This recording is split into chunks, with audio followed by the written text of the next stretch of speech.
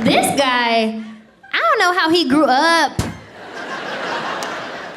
Like maybe they're on a budget or something. But like he come to me the other day, he's like, hey babe, can I use your toothbrush real quick? I said, what? Like, that's an option for you? Like you're thinking about it? Sick. He's like, what? It's just like kissing. We kiss at the same thing. I do not scrape off your tartar with my tongue.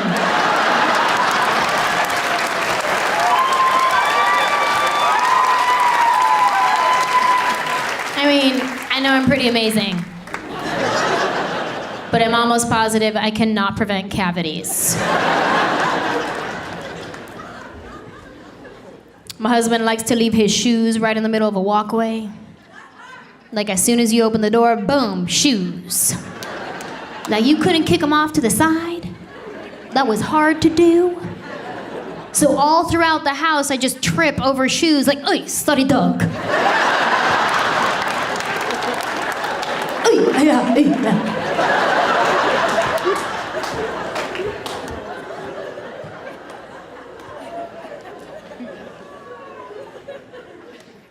And we're still real new, so like I still try to look cute when I sleep.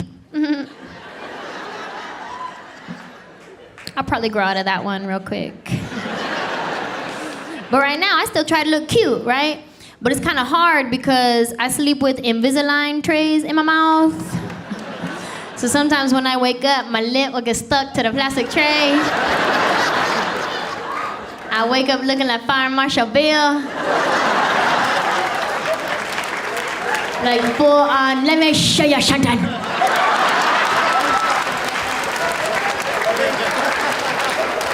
My face will be all greasy. That's not cute. So when I feel myself starting to wake up, like I'll fix my lip real quick. I put grease on my lip like it's glass. Make it work. Make it work. And we're pretty good with decision making, right? Like he'll come to me with stuff, I'll come to him with stuff, like teamwork, you know? But every now and then he'll try to go off and do his own thing. Like recently we just bought some curtains for the house. And I told him, I said, when you're at the store, take a picture of them and send it to me before you buy it, right? But he forgot that part. So I came home to these gaudy Armenian curtains hanging in my house that are like 2 feet too short. I got high water curtains. Like first thing my brother came over the house, he's like, why you got capri pant curtains?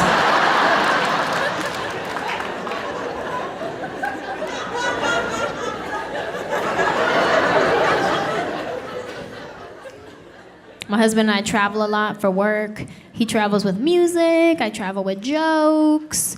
And sometimes we'll go to like some small town, like nobody has ever heard of this town. Like these people haven't even heard of their own town. And when you fly to a small town, you have to fly on a small plane. And I went to a town recently where the plane I was on, I don't even think it had an engine. I'm pretty sure it was a paper plane.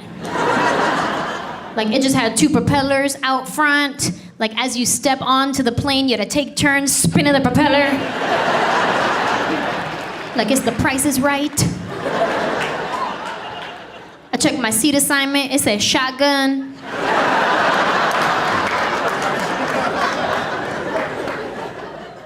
They had one flight attendant, she was wearing regular clothes and a name tag. Like real suspicious.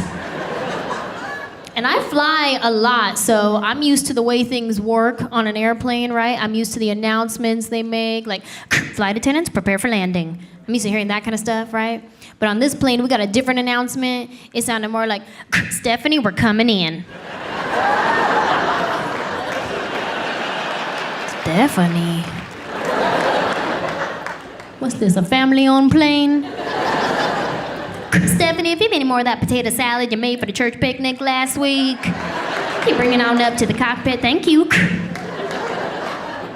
Potato salad. I don't feel safe. I'm not a good cook. And it's kind of embarrassing because I feel like cooking is a bragging right for men. Like, men like to brag about their wives who can cook. Like, you'll hear a guy say something like, hey, my wife, she'll whip you up something good in the kitchen. Right? Fellas, even if you're not married, but you have a girlfriend and you know that she can cook, you will brag to your boys. You'll be like, hey, yo, son, my girl, flicker the wrist. Or however you talk. I don't know how you talk, so.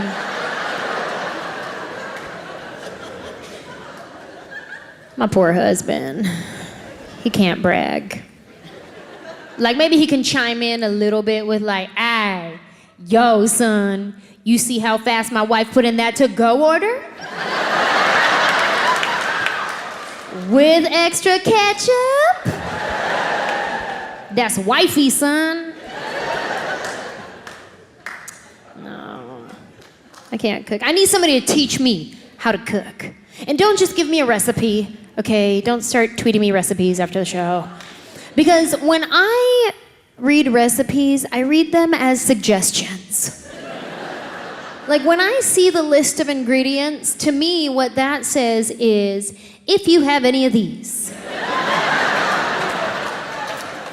And I usually don't. No, I need some fundamental training. I need to know, if I put something on the stove, does the flame need to be this big or this big? Because I will burn some scrambled eggs. I'll burn a hard-boiled egg. I said to my husband one time, I said, babe, good morning. You want me to make you breakfast? I'll make you some eggs. He said, yeah, how about over medium? Huh? How about some over medium eggs? That's like the flame at medium.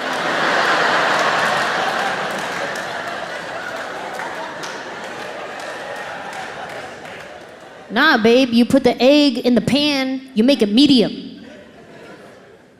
Oh. Okay. Well, I'm gonna put the egg in the pan. But if it breaks, I'm just gonna scramble it.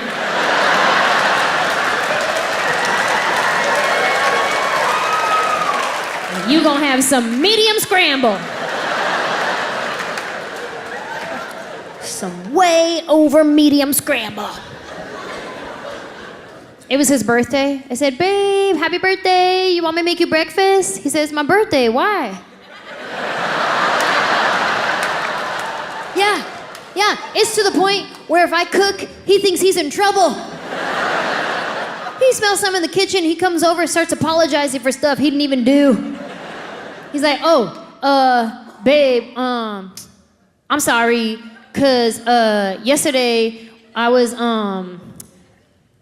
why? Don't worry, this isn't for you. Oh, thank God. Are you married, or are you gonna be like this couple and cry? How long have you been married? 14 years? Nice. I've been married for 2. If you need any advice, come to me after the show. Tell you what I've learned so far. Women are dirtier when you date them than when you're married to them. Say, thank you, a couple people laughed. They know exactly what I'm talking about. Other people aren't married. Is that true? Yeah, it's true. As soon as you put a ring on their finger, they got no time to send pictures of the bing bong chicka dicka ding ding. Got errands to run as soon as you put a ring on their finger. Got no time. You know what my wife sent me a picture of the other day? Peanut butter in the fridge. With a note saying, did you put the peanut butter in the fridge? There is 2 of us that live together, Lester Holtz. If you cannot figure out who put the peanut butter in the fridge, let me narrow it down for you. Did you put the peanut butter in the fridge? No, because I put the peanut butter in the fridge. That's who put the peanut butter in the fridge. Case solved. Bung, bung. That's right. Some of you know what that noise was. That was a Law and Order case solved noise. Bung, bung. And then my wife said this, and I almost lost my mind. Peanut butter is harder to spread when it is in the fridge. If you can't spread peanut butter, you might want to start lifting some weights, because you are a f***ing Yes, that is what I thought. What I said was, okay. Because I will talk a lot of shit up here tonight, but it does not work at home. I'll tell you that much right now. I tried once, and now I have to walk the dog every day and pick up its crap, and that dog's a dick. Because I'm pretty sure he can count, because he tries to out shit how many bags I have with me every time. Come on, Lou, get it together. Nobody shit 6 times in a mile. Old people, what did you do before you came here? Are you deaf? Yes.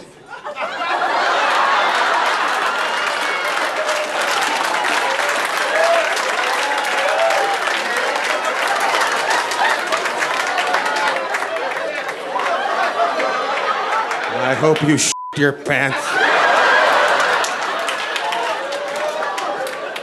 Ma'am, how did you meet him? How did you become his lover? How did I meet him? Yes, yes, yes, yes. I met him on the beach. You met him on the beach? All right. 65 years ago. 65 years ago. That was different times, right? No. I've been doing jokes all night. You guys haven't applauded once. They live. You guys clap. You know how easy it was to meet somebody on a beach 65 years ago? What beach were you on? Rockaway Beach. Rockaway New Beach. York. New York, yes, I know. Thank you very much. Somebody yelled out. New York, did you just finally make it out to the West Coast? No, we live in Florida. You live in Florida? Yeah. Okay. We're visiting. You're visiting? I know how it works, ma'am, when you live someplace else. Any chance you're staying with children and they sent you out tonight? No, staying with family. That's family over there? Brother and That's your brother and sister? brother and sister-in-law. Brother and sister-in-law. It's probably best that they're not brother and sister. So what kind of car are you guys driving? Cadillac? Which one of us? What's that? Which one of us? Which one of you? You're all driving separate cars?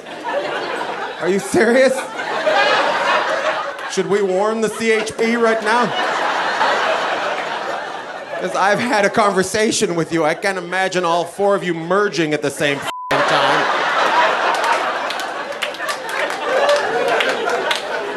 Sit down, ladies. Doing a big show. God damn it. Sit down. How old are you, sister?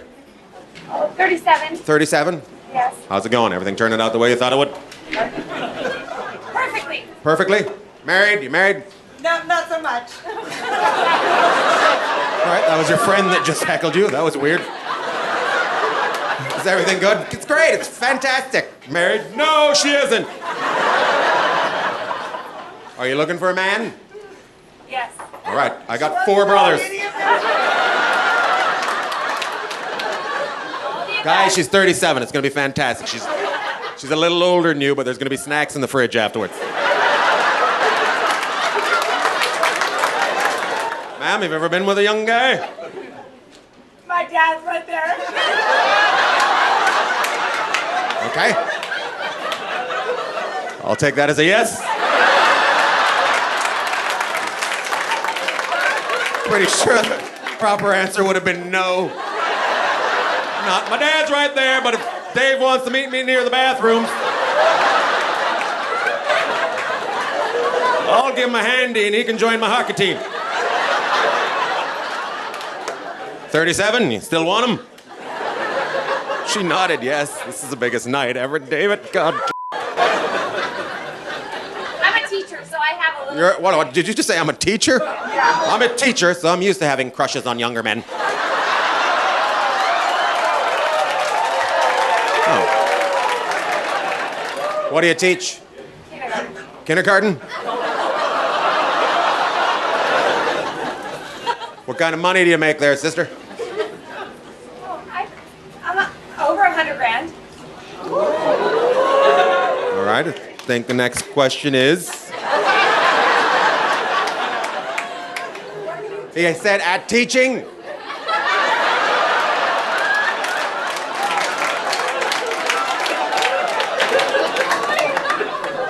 Yes. Yes. Where do you make $100,000? Which school? Newport. Yeah, that's why I asked. Oh, Newport? Yeah, correct. She makes $100,000. She's poor. She probably lives there, lives in a shack, but She makes 100 grand. I'm also married, you guys. I'm married to, I married the girl of my dreams. I'm very lucky. Yeah, she's the coolest. We actually figured out the foolproof way to make a marriage work. What we do is my wife, Serena, makes all the little decisions, right? So I don't have to sweat any of that, right? Then I, of course, make the big decisions, and then she decides which decisions are big or little. So, yeah. Works out perfectly for her, and I pick our cereal. So whatever, I'm just saying. She's the best, right? One of the things I love about her is she keeps me grounded, right? She calls me on my bull, you know what I'm saying? Like, I'm one of these idealists. I got the answers for everything. I'm arguing with people in my living room trying to solve the Middle East, right? Like, here's what Israel-Palestine needs to do. They need to start from nonviolence and understanding. And I'm always like, would you please shut up, all right? You're not going to solve Israel-Palestine from our living room. Don't you have a sister that doesn't talk to you in a year and a half? Why don't you get your whole family to unblock you on Facebook, and then you solve the Middle East. She's right. We got a little boy, right? We named our son Owen because that's what we figure we're going to be doing for the rest of our lives. Yeah, you got kids, those things are not cheap, right? People are like, dude, you got to start saving for his college pronto, Tom. That's 30 grand a year minimum. Like, well, then he's going to be home colleged. Yeah, I don't have that kind of money laying around. He's going to the North Carolina School of Home College. I don't know if you have kids. My son's got it made, right? He doesn't even realize how lucky he's had it as a little boy, all right? First of all, he's got a father who believes in nonviolence. Yeah, which he tests all the time. I don't know about you. It's amazing how the whole day can turn around. Everybody's happy, the sun is shining down, laughter's in the air, and then that little punk won't put his shoes on. Like, let's go, put your shoes on. How many times did I tell you? It's frustrating, right? Martin Luther King had kids. He was committed to nonviolence, right? I don't know how he did it. Like, let's go, put your shoes on or we are marching. I've had it. They won't eat their vegetables again, Coretta. Grab the picket signs. Here we go, around the kitchen. Eat your peas. Eat your peas. Well, I don't know. It's not easy, right? My wife wasn't always on board with the nonviolence thing, right? Raising kids is hard. You know, when I met my wife, she wanted to have 4 or 5 kids, and then we had Owen, and she was like, this is it. One day he's like, why can't I be a big brother? Well, maybe you should have thought of that when you were 1. Maybe slept through the night a few more times. Yeah, there's a reason why kids are so cute. It's so you won't throw them in a dumpster at 3 in the morning. Yeah, and if you're not laughing, you don't have kids. That's my philosophy on